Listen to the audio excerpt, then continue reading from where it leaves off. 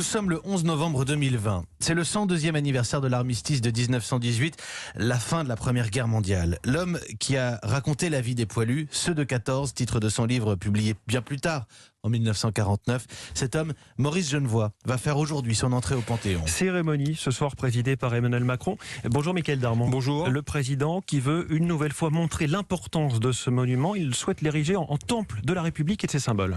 Oui, le Panthéon ou la fabrique des héros tranquilles. Depuis son élection, Emmanuel Macron en est convaincu.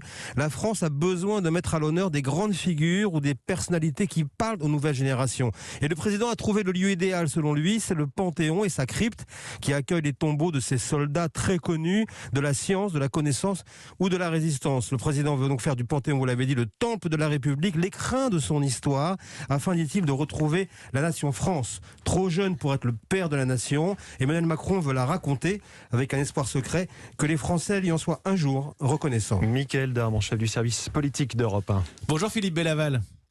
Bonjour. Vous êtes président du Centre des Monuments Nationaux et l'auteur d'un rapport sur le renforcement du rôle du Panthéon.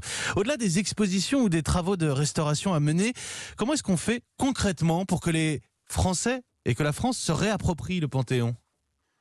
Eh bien, on fait exactement ce qui se produit en ce moment, c'est-à-dire que on y rend hommage à des personnalités remarquables de l'histoire de notre pays, comme Maurice Genevoix et au travers lui toutes celles et tous ceux qui se sont mobilisés en 1914 pour sauver la France. Et puis, on y organise aussi des cérémonies comme celle qu'il a présidée le 4 septembre pour le 150e anniversaire de l'instauration de la République. C'est-à-dire que périodiquement, le monument revient dans l'actualité et qu'au travers de ces cérémonies, les Françaises et les Français perçoivent ce rôle de ce monument et le message que les personnes qui y sont enterrées transmettent, qui est le message des valeurs de la République. Des cérémonies plus fréquentes donc.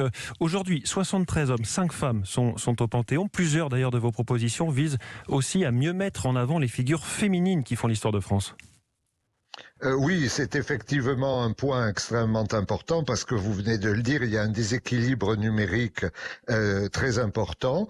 Ce soir d'ailleurs, évidemment ce sont ceux de 14, le titre de l'ouvrage de Maurice Genevoix à qui on rend hommage, mais dans ceux de 14 ou à côté de ceux de 14, il y a aussi celles de 14 puisque au front et encore plus à l'arrière, beaucoup de femmes se sont engagées et ont permis au pays de tenir au même titre que les hommes. Merci Philippe Bellaval, merci président du Centre des Monuments Nationaux, invité du journal de 8h d'Europe 1 en direct.